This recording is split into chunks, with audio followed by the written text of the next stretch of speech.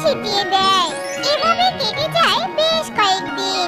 আর কিছুদিন পর টুনিদের বনে বৃষ্টি হয়। ও মা, টুকি, বৃষ্টির পানি পেয়ে দেখছি শসার সব চারা বেরিয়ে এসেছে। তবে শসার চারাগুলো সঠিকভাবে পরিচর্যা করতে হবে রে মা।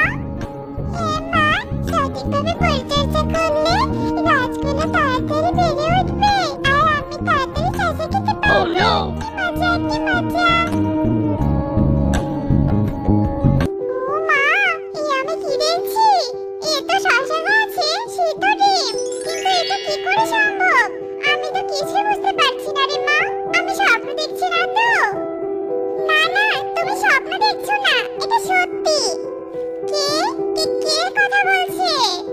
আমি শসা গাছ কথা বলছি। আমি কোনো সাধারণ শসা গাছ নই, আমি জাদুর শসা গাছ। আর তুমি যে শসাটি পেয়েছিলে সেটা পড়ে জাদু করে সেখানে রেখে গিয়েছিল। আর সেই শসাটি তুমি পেয়েছো আর তার বীজ রোপণ করেছো।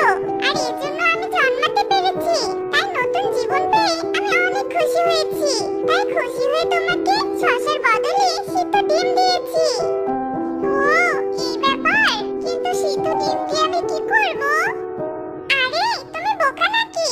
এই ডিম তুমি বাজারে বিক্রি করতে পারবে। আর এই ডিম কোনো সাধারণ ডিম নয়। অসুস্থ কেউ এই ডিম খেলে সুস্থ হয়ে যাবে। ও, তাই নাকি? তাহলে তুমি আমার অনেক বড় উপকার করলে। তোমাকে অনেক ধন্যবাদ শসা গাছ।